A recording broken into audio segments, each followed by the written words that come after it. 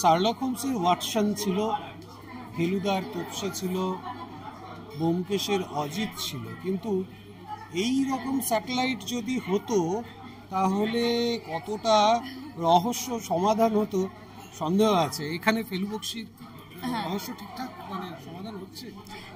ফেলু বক্সি তো অবশ্যই, আপনি বুঝতেই পারছেন নামের যে কম্বিনেশনটা একটা খুব জোরালো কম্বিনেশন। আর আমরা একটা জিনিস দেখেছি যে কি যারা বেশি ওই ছদ্মবেশে থাকতে পারে আর কি, যারা ভীষণ লুকিয়ে বা নিজের আসল পার্সোনালিটিটাকে লুকিয়ে বা যে কতটা ট্যালেন্টেড ব্যাপারটাকে লুকিয়ে যে সুন্দরভাবে যে মিলেমিশে থাকতে পারে, সেই কিন্তু সব থেকে বেশি বুদ্ধিমানটা হয়। সো ফেলুর মধ্যে ওই ব্যাপারটা আছে যে সবার মধ্যে মিশে যেতে পারে, আর ওটাই ওর ক্যারেক্টারের চার্ম আর কি। সবার সঙ্গে সবার মতো করে এমনভাবে মিশবে যেখানে ও যে আলাদা করে আমি ভীষণ বুদ্ধিদীপ্ত একজন মানুষ চলে এসেছি তোমার সামনে, ওই জিনিসটা ওর পার্সোনালিটিতে নেই। সাধারণ, খুবই সাধারণ কিন্তু অসাধারণ একজন ব্যক্তিত্ব। তো সেই রকম একটা ব্যাপার, তো সেটাকে আবার দেবযানী খুবই অ্যাডমায়ার করে, কারণ এরকম একজন মানুষ যে কিনা বুদ্ধিদীপ্ত, যার মাথায় বুদ্ধি আছে, বাট ও বা যে কিনা প্রচন্ড smart, but at the same time সামনের মানুষটাকেও সেই জায়গাটা দেয় যে আমি তোমাকে ওভার পাওয়ার করবো না। সো ওই জিনিসটাই প্রচন্ড সম্মান করে। তো আমার খুব মজার লেগেছে আর কি এই পুরো ক্যারেক্টার। এটা শুট কতদিন ধরে হয়েছে? 2024-এর এই পুজোর টাইমটা, হ্যাঁ এই টাইমটা 1-2 মাসের মধ্যেই আর কি 10 দিন করে এই স্কেডিউলে করা হয়েছে। তো খুবই কম সময় শ্যুট করা হয়েছে, মানে কম সময় এমনিতে না, যথেষ্ট বেশি দিন, বাংলা ছবি যতদিন লাগে সেই অনুযায়ী যথেষ্ট বেশি দিন ধরে শ্যুট করা হয়েছে, কিন্তু যেরকম ধরনের গল্প সেই তুলনায় বলবো যে কি খুবই ভালো কাজ উঠেছে আর খুব ভালোভাবে এফেক্টিভলি শ্যুট করেছে। তোমার চরিত্রটা বোধহয় একজন রেডিও জকি। হ্যাঁ, একজন radio jockey, at the same time ও মানে is a full time radio jockey. আর ও যেটা করে সেটা হচ্ছে যেহেতু ওর ফেলু বক্সিকে এত ভালো লাগে, ওকে এত অ্যাডমায়ার করে, তো ও সেই জন্য ও কাজ থেকে বেরিয়ে গিয়েও ও যেটা কেসগুলো সলভ করার জন্য ওর অ্যাসিস্ট্যান্ট হিসেবে ওর সঙ্গে সঙ্গে ঘুরে বেড়ায়। সো ওখান থেকে কিছু শেখে আর ওকে খুবই ভালোবাসে। তো সব মিলিয়ে দেবযানীর চরিত্রটার মধ্যে ওই ব্যালেন্সটা আছে যে কখন চুলবুলি, কখন সিরিয়াস, কখনো যখন ডিটেকটিভের কেস সলভিং এর মধ্যে আছে তখন শুধু ওটার মধ্যে রয়েছে। তো এই ব্যাপারগুলো আছে প্রচন্ড।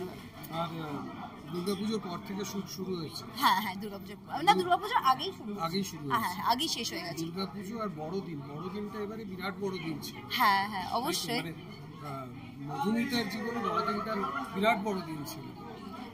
হ্যাঁ, মানে অবশ্যই আমার কাছে বড়দিন পুজোর সময় থেকেই পুরো দিনগুলো আর কি আমার কাছে খুবই ইন্টারেস্টিং, খুবই ভালো কেটেছে আর কি। বড়দিন সম্পর্ক খুব দামি হয়। হ্যাঁ, অবশ্যই। প্রত্যেকের জীবনেই সম্পর্ক মুহূর্তগুলো খুব দামি হয়। হ্যাঁ, সেদিক থেকে দেখতে গেলে এখন বলা যায় তুমি জীবনের সেরা নকশাতে আছো। একের পর এক সুন্দর ওটিটিতে কাজ আসছে, ফিল্মে কাজ আসছে, এটাকে মানে ধরে রাখতে তো চাইবেই। এটাকে ধরে রাখতে চাই, এট দ্য সেম টাইম প্রচন্ড ভয় লাগে।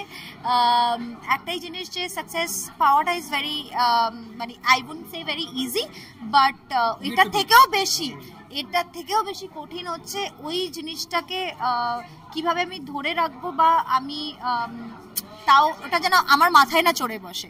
So that is the thing. তো আমি সবসময় আই এম ভেরি গ্রেটফুল, সেটার জন্য আমি চেষ্টা করি, মানে আমি দর্শকের কাছে প্রচন্ড গ্রেটফুল, আমি ভগবানের কাছে প্রচন্ড গ্রেটফুল যে আমি এতটা ভালোবাসা পেয়েছি, এত বছর ধরে আমি ভালোবাসা পেয়েছি। সো আমি এটাকে নিয়ে আমি বলবো না যে ভয় পাওয়া মানে not in a negative way, but আমি এটাকে ভয় পাই না পজিটিভ ওয়ে, যে আমি ফিয়ার করি, যে আমি চাই যে এটা থাকুক আমার কাছে। পার্সোনাল ফ্রন্ট, ব্যক্তিগতভাবে তোমাকে কারা কারা ইন্সপায়ার করে? আমাকে কারা কারা ইন্সপায়ার করে, অবশ্যই শাহরুখ খান ইজ এ মানে great example to say that, কিংবা উনি এত সুন্দর কথা বলেন, উনি নিজের মানে লক্ষ্যে একদম সিরিয়াস। আমি বলছি না যে শুধু ক্রিয়েটিভ বা এই দিক থেকে আমাকে একটা দারুণ কোনো মানুষের নাম নিতে হবে, আমি বলছি পার্সোনালিটি, নিজের জীবনটাকে কিভাবে এগিয়ে নিয়ে গেছে বা নিজের লক্ষ্যটাকে কিভাবে একভাবে রেখে আর কি সেই দিকে এগিয়ে গেছে। সো সেই দিকে আমি ডেফিনেটলি বলবো যে বিগ ফ্যান অফ হিম আর ওনার personality. And there are many more people যাদেরকে আমি, মায়ের কথা বলছিলাম, তো এরা তো রয়েছে। তো মায়ের কথা আমি এই জন্য বলবো যে ওটা তো পারপেচুয়ালি ওটা সবসময় রয়েছে। তার কারণ হচ্ছে আমি আমার মাকে দেখেছি অনেক হার্ডশিপের মধ্যে দিয়ে। এবার যে সময় আমি 15 বছর বয়সে সিরিয়াল করবো বলে যখন আমরা মানে আমি প্রথমে অতটা ওরমভাবে চাইছিলাম না, কিন্তু আমাকে চাইছিল যে ওই চরিত্রে ম্যাচ হয়ে যাব। সো আমি যে সময় সিরিয়ালটা করতে মানে আমার মা আমাকে সাপোর্ট করেছিল, ওই টাইমে যে কারোর সাপোর্ট করাটা ভাবাটাও খুব ডিফিকাল্ট ছিল আমার ফ্যামিলি সবার পক্ষে।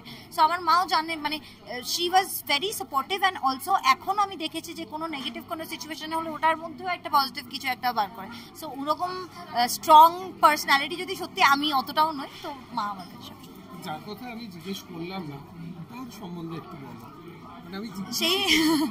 সেই মানুষটা প্রচন্ড ইন্টারেস্টিং একজন মানুষ, ওর কাছ থেকে অনেকটা শেখা যায়। খুবই কম্পোজড একজন মানুষ, ও জানে ও জীবনে কি করছে, আর খুবই কেয়ারিং। অ্যান্ড ওর কাছ থেকেও এটা খুব শেখার যে কাজকে এবং ফ্যামিলিকে এবং বন্ধু বান্ধবদের সবাইকে প্রায়োরিটি একই সাথে দেওয়া যায়। এরকম কোনো ব্যাপার নেই যে কোনো কিছুর তে তুমি বেশি ইনভলভড আছো তো সেইটাকে এক্সকিউজ ধরে তুমি বাকি জিনিসগুলোকে অবহেলা করবে, সেটাও নয়। তো আমি এটা ওর কাছ থেকে শিখেছি। আর একজন দেখছিলাম, তার মানে আমার সঙ্গে সাক্ষাৎ হয়নি, সোশ্যাল মিডিয়াতে পরিমণি তোমার খুব প্রশংসা করেছে, পরিমণির সঙ্গে অভিনয়। হ্যাঁ, এই প্রথম মানে এপার বাংলার ছবি করলো, কিরকম সেই এক্সপিরিয়েন্সটা? পরিমণি তো অসাধারণ অভিনেত্রী। প্রথম কথা ওর সঙ্গে আমি 2টো সিন করেছি, খুবই ভালো, মানে 2টো ক্লাইম্যাক্সের সিন ছিল, তো খুবই ভালো পাঠ করেছেন। আর অসাধারণ screen presence, at the same time she is an amazing human being. ওনার সঙ্গে যখন সিন করতে গেছি আমরা প্রচুর গল্প করেছি, তো সব মিলিয়ে খুবই ভালো। আজকে তো মিস করছি, তো যেদিন রিলিজ হবে আশা করি সেদিন যদি আসে তাহলে দেখা হবে। কিন্তু ওর সঙ্গে কাজ করে আমার খুবই ভালো লেগেছে, আর আমরা প্রচুর আড্ডা মেরেছি।